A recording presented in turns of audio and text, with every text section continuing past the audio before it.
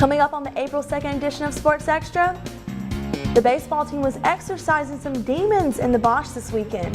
The club just added a new member. And it was a heel of a comeback against the Fighting Irish in Kenan Stadium. All that and so much more, Sports Extra starts right now. From the University of North Carolina School of Media and Journalism, covering the full range of Tar Heel athletics. This is Sports Extra. Spring has sprung in Chapel Hill. Have the Diamond Hills sprung out their early season slump? Welcome to Sports Extra. I'm Natalie Harden. And I'm Moses Masilu. It was a beautiful weekend for baseball at Carolina, and the Heels wanted to make sure the sights on the field were just as good as the weather. Coming off a disheartening series loss to Florida State, Carolina tried to make it a good Friday at the Bosch as the Tar Heels played the first game of a weekend series against Wake Forest. The Heels played the longest game at Bosch since 1982, going 15 innings. Brandon Riley got the nice starter with a dinger out into right, bringing in Cody Roberts and giving the Heels a 1-0 lead in the first.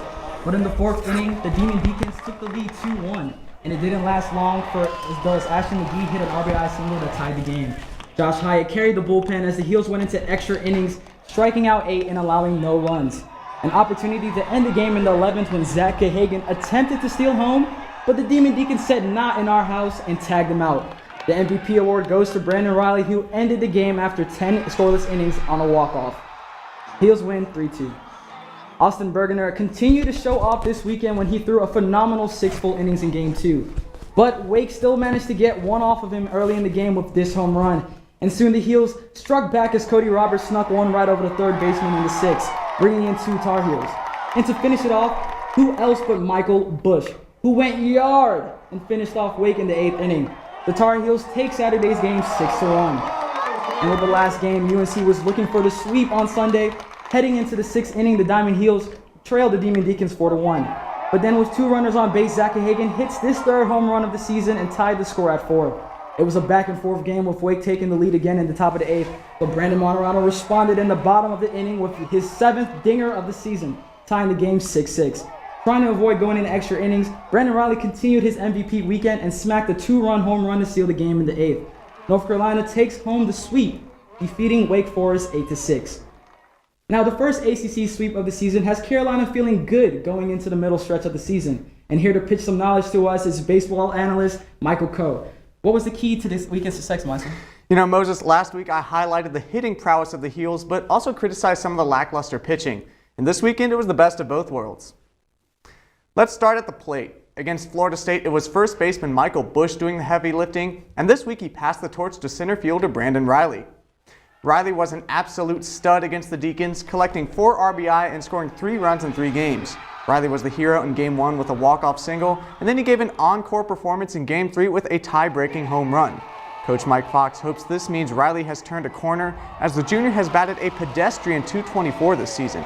But when Riley has gotten hits, he's made them count. Despite that poor average, Riley is tied for 2nd on the team with 22 RBI. If Riley can heat up at the dish, that makes Carolina's offense much more potent. Now to the mound. Gianluca Delatry's absence looms large for Carolina, with the Diamond Heels looking for an interim ace, and Austin Bergener looks like he's ready to fill that role. Bergener's strong start on Saturday was more of the same for the sophomore. In his past 3 starts, Bergener has posted a minuscule 1.33 ERA, allowing just 3 runs in 20 1/3 innings. He's also put up 26 strikeouts in his past 3 appearances and has allowed only 1 extra base hit. It's an old baseball saying, good pitching beats good hitting. With the Diamond Heels showcasing both, we could be in for a fun spring. And here's how that spring will play out. Tomorrow in Charlotte, the Heels will take on the fake Carolina at 7, and then we'll go on the road for 6 of the next 7. A 3-game set at Miami is this weekend, then a midweek game against App State, and a huge 3-game series in Charlottesville against Virginia. Maybe the Heels should bring the dog Remington along. We all know Virginia doesn't do well when retrievers are in the building. Now, Michael, was that a dig against Virginia? I'm sensing a little Hughes hostility right now. You know, Moses, I'm an on-air journalist. You know I can't show bias of any kind. The Heels took 2 out of 3 against Virginia last season with Remington in attendance. I'm just stating the facts. That's all I'm saying. That's unbiased baseball analyst Michael Coe live in the studio. Thanks, Michael. You've heard of the most valuable player, but have you heard of the award of most valuable fan? Peyton Walker thinks she's found the winner for the Diamond Heels. Nearly every weekend in the spring, this is Sarah Claire Bernhardt's view. Baseball's always been a part of my family. My brothers played baseball when they were really little, so I was always at a baseball park. I even was on the team with my brother at one point. Bernhardt's love for the game has continued into her college years. Last season, she was at Boshamer Stadium cheering on the Heels for 32 out of their 38 home games. And with the season starting in February, not all of these games are pleasant to be at. I'm freezing. I've had to endure quite a few cold games, so me and a couple of my friends have been kind of cuddled up together with blankets around us, but we made it through the end and everything. And for the games she can't go to, when I can't go to a game, if it's really far away, I try to watch it online as much as I can just to kind of keep up with everything. Now you might be thinking, wait, I thought Carolina was a basketball school. Don't get me wrong, I love basketball like every other student here, but baseball is just so different in the fact that the pace isn't as quick and you can kind of just sit back and relax the game a little bit more. She hopes more students start to support the Diamond Heels. I think that we really need to step up our attendance at these games because it not only helps the players, but it's a great experience for the students to have, and I feel like they won't understand that until they start coming. Bernhardt says she'd like to attend even more games this season and is hoping more students join her. In Chapel Hill, I'm Peyton Walker reporting. Carolina's baseball next home game is on Tuesday, April 10th. Mark your calendars, Tar Heels. And the pro-ranked 6 former Diamond Heels were in uniform on Major League Baseball's opening day. 3 pitchers and 3 hitters on the mound. The Dark Knight Matt Harvey is set for his season debut tonight for the New York Mets. Andrew Miller has established himself as a bullpen force for the Cleveland Indians, and Adam Warren is expected to play a large bullpen role for the potential New York Yankees pennant run. Catcher Chris Iannetta will play backstop for the Colorado Rockies. Kyle Seager has become a mainstay for the Seattle Mariners, and Colin Moran will man the hot corner for the Pittsburgh Pirates. It was heel versus heel this weekend as the Cleveland Indians faced off against the Seattle Mariners on opening day. Andrew Miller pitched Saturday's 6-5 win for the Indians. He had 3 strikeouts, including 1 against former Tar Heel Kyle Seager. But Seager came out swinging in Sunday's match, hitting a double to tie the game 2-2 in an eventual Mariners win. And with a walk and a run on Friday's loss to Arizona, Chris Iannetta made it on base 6 times out of his 8 plates appearance to start the season. Looking at a different professional league, some familiar faces are still making solid contributions in the NBA. Reggie Bullock continues to solidify himself as a viable NBA player by making plays like these. Watch the anticipation with the steal and the layup on the other end. His knockdown shooting has been a key part for the Detroit Pistons rotation this season. Coach Stan Van Gundy recently called Bullock the leader for most improved player. Meanwhile, in Dallas, good old Harrison Barnes is still earning his money. Watch here as he knocks down a post jumper over another Tar Heel favorite, Justin Jackson. The following game, Barnes poured in 30 points for the 4th time this season. To round out a golden week for Carolina basketball outside the Dean Dome, Charlie Scott, an all-academic All-American Tar Heel ACC Athlete of the Year and NBA champion, was elected to the class of 2018 Naismith Memorial Basketball Hall of Fame.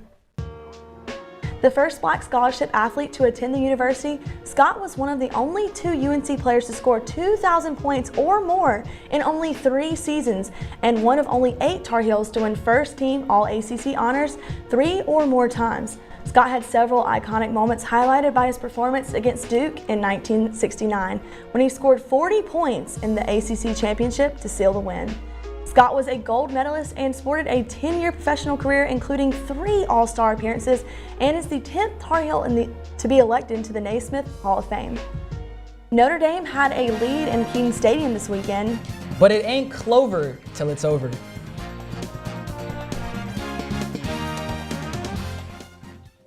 Here's to the things that can keep us safe.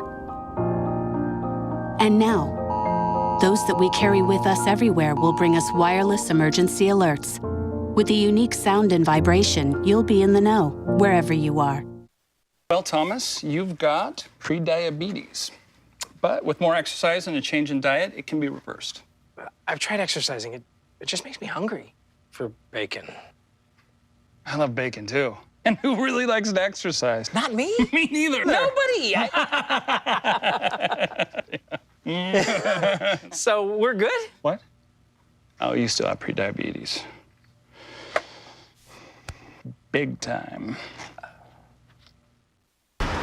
Look at you. You're at the top of your game. You're unstoppable. Nothing can throw you off track. Wait, is that your car? Uh-oh. Yeah, I saw that coming. That will throw you off track. You're looking at around 10 grand in fines, legal fees, and increased insurance rates. Let's try this again. Smart move. Because buzz driving is drunk driving. Morning, Gary. We are GetSchooled.com. You want a college education, don't you? Gary, financial aid forms. Biology homework, G.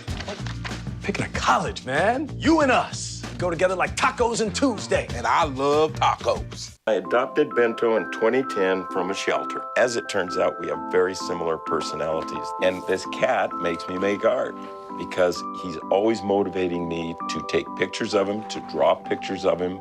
He just is motivating artistically. It's just that simple. Well, he's my best friend, but a lot of people know him as Keyboard Cat.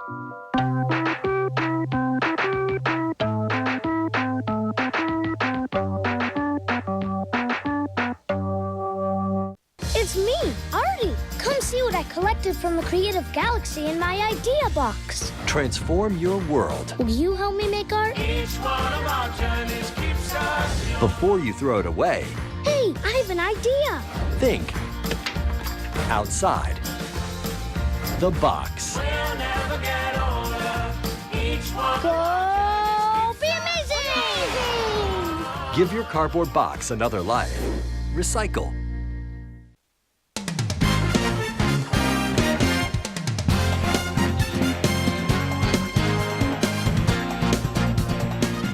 The number 5 women's lacrosse team had yet another close game on Saturday as the Heels took on the number 22 Notre Dame Fighting Irish in Chapel Hill.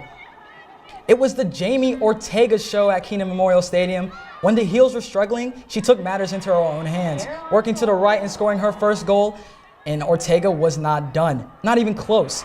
Oh, and did we mention she was playing against her sister? Ortega scored 5 more goals. This one gave the lead back to UNC at 9-8. Despite her heroics, it was still close. Hounding defense forced a Notre Dame turnover in the final seconds, and the Tar Heels survived with a 13-12 victory. The men's lacrosse team hoped to snap a 4-game losing streak when the Heels traveled down Tobacco Road on Friday night to match up against the Duke Blue Devils. The Tar Heels started the match out strong, scoring the first 2 goals. Take a look at this one from Cloutier. Yeah, that was the first of Cloutier's 3 goals of the evening. Down 2-0, the Duke Blue Devils responded with a goal from Justin Guting later in the first quarter, and this would set the theme of the night. UNC would go up by a couple goals, and then Duke would respond. Cloutier kept the UNC's lead up by 2, scoring the 3rd goal in the 3rd quarter, but after that, it was all Duke.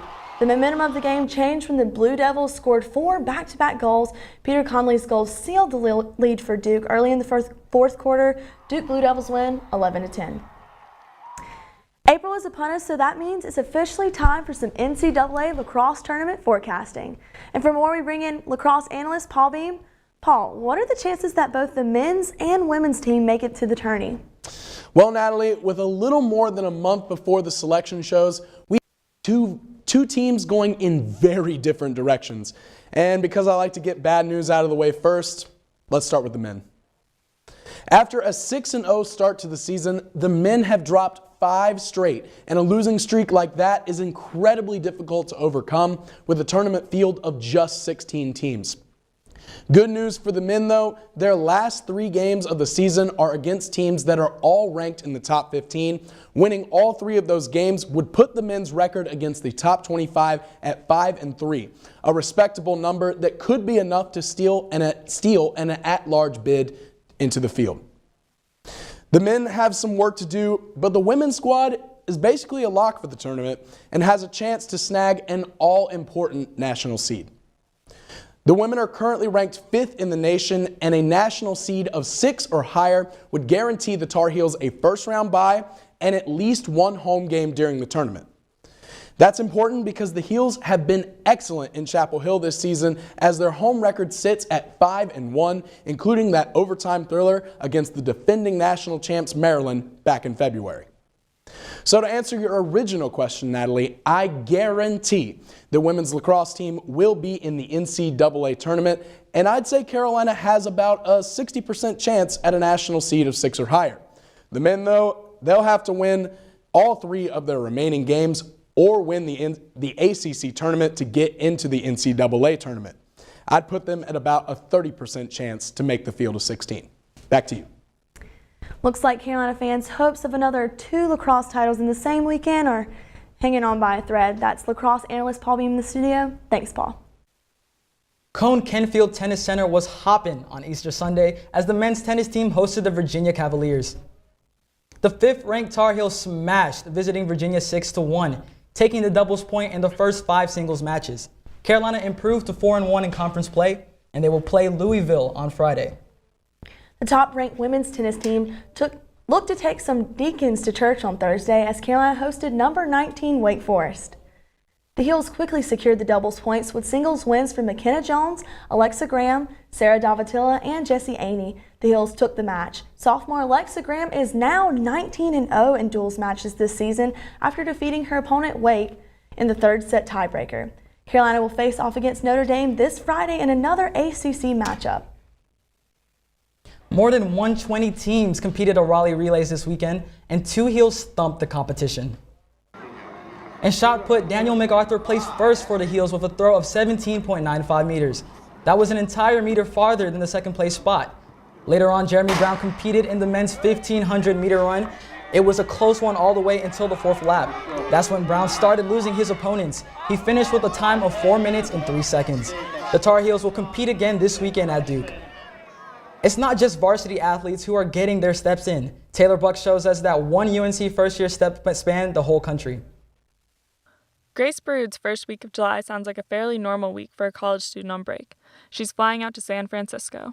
But after that, the UNC first year is embarking on a cross-country run to New York City. So the 4K for Cancer is a run/bike for those who can't. So young adults with cancer who aren't able to do those things. I'm on Team New York, which means I'll start in San Francisco and to go to New York City. For those keeping track, that's 4,000 miles of running for Grace and her teammates to cover in just 49 days. It's a relay style, so I'll have 30 other teammates and we will pair up each day and run 2-mile increments until we've covered the mileage that we have to do for that day. For Grace, those 4,000 miles are personal. At the age of 9, she lost her father to cancer. My dad was diagnosed with cancer when he was 22, so I only knew my dad with cancer. I'm running for my dad, but I'm also running for all of the young adults that we meet along the way. Along the way to New York, Grace and her teammates will stop at oncology centers to visit with cancer patients. Grace knows the demanding run isn't the relaxing summer break most students dream of, but she has a different kind of dream. I think running is physically taxing, but when you cross the finish line, when you do your mileage for the day, when you meet with that cancer patient at a location that you've run to, there's no better thing in the world, I think. In her longest run yet, Grace looks forward to positively impacting the cancer community any way she can. I'm Taylor Buck, reporting. 4,000 miles. My muscles ache just thinking about it. 525,600 minutes. It's a season of glove at Carolina. That's next on Sports Extra. Connor is struggling in school. Finding lowest airfare to Istanbul. Why don't you understand me? I do. This is what it feels like for kids with learning and attention issues. Redirecting to understood.org. Fancy pants peanut butter? A big screen television? You haven't even bought a sofa yet. A motorcycle? When your father finds out, he's gonna flip his shoes with 2 buckles? What do you even need 2 buckles for? Mr. Big Shot, buying whiskey shots for everybody in the bar. From the looks of it, I'd say nobody even remembers. Feed the pig. Todd's a great guy. I mean, look at him.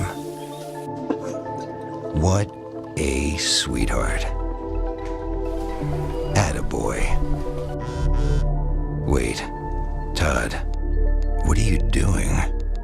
How totally selfish and un-Todd-like of you. Come on, Todd. Come on, man. Hey, did you know that 2.4 million loving cats and dogs in shelters and rescues need our help to find a home? Go to theshelterpetproject.org and search your local shelters and rescues. Go for a cuddle with your next best friend. Adopt. Look at you. You're at the top of your game. You're unstoppable. Nothing can throw you off track. Wait, is that your car? Uh-oh. Yeah, I saw that coming. That will throw you off track. You're looking at around 10 grand in fines, legal fees, and increased insurance rates. Let's try. Smart move. Because buzz driving is drunk driving.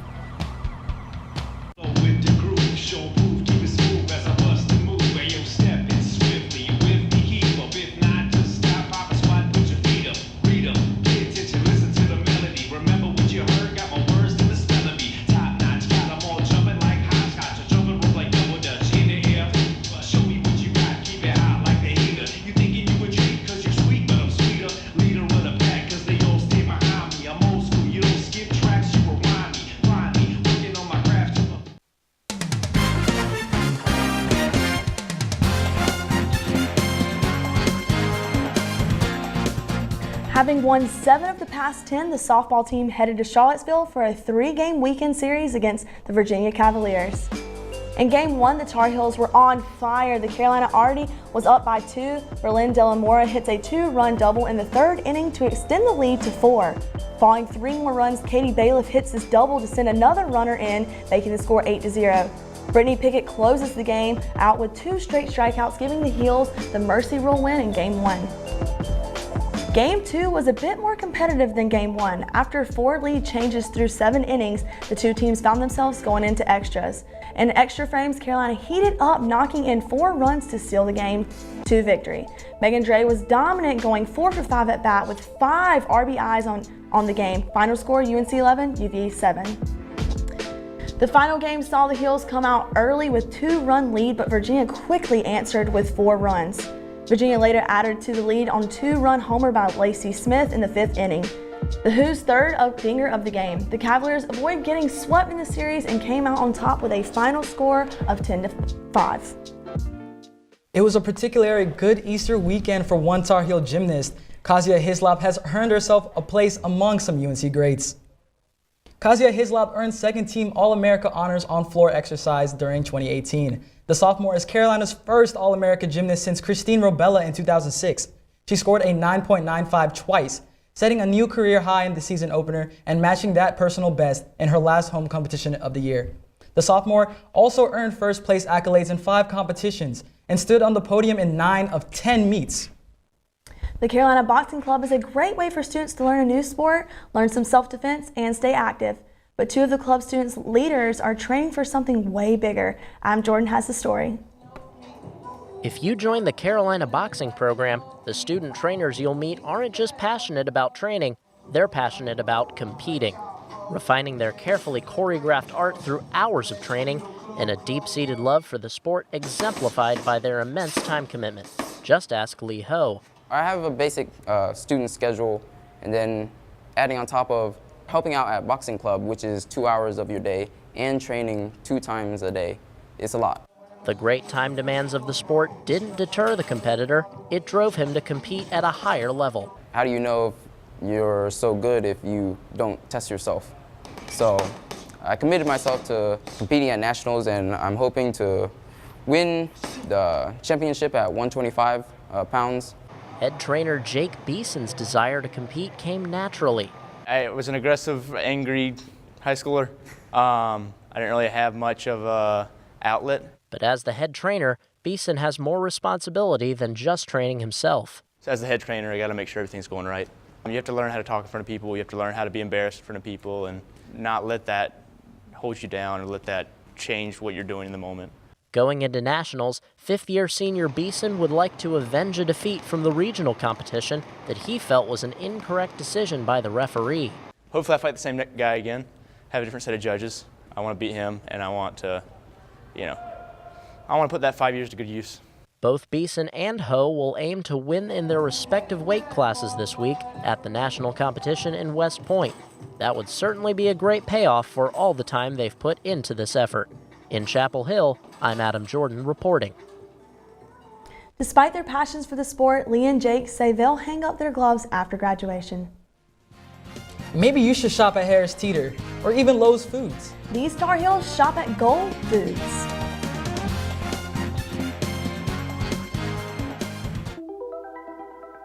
Todd's a great guy. I mean, look at him. What a sweetheart. Attaboy.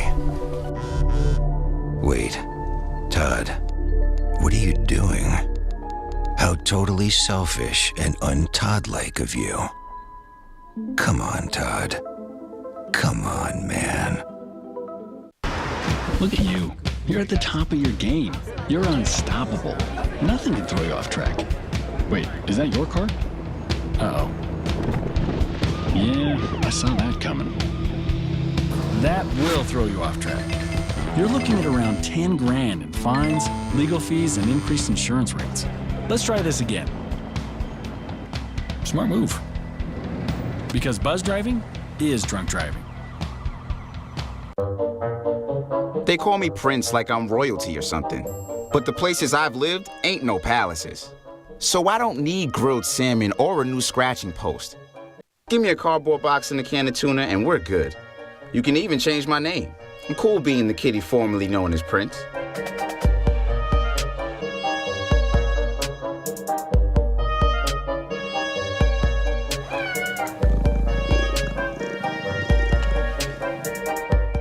Here at Sports Extra, we're journalists, so we have to avoid any sort of implicit bias, even when we're playing our rivals.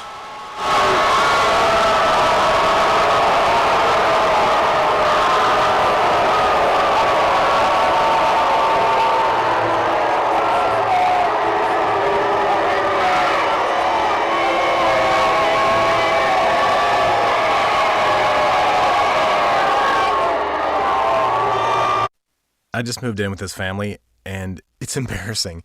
The little one, he likes to go outside and crawl around in the giant litter box. I don't know what he's doing. Oh, poop already. You're making me nervous.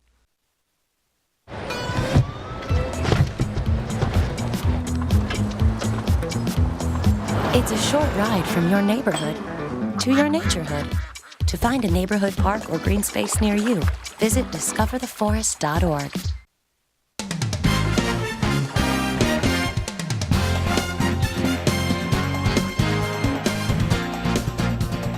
The soccer season might have come and gone. But two players are still putting in some serious work, in the kitchen that is.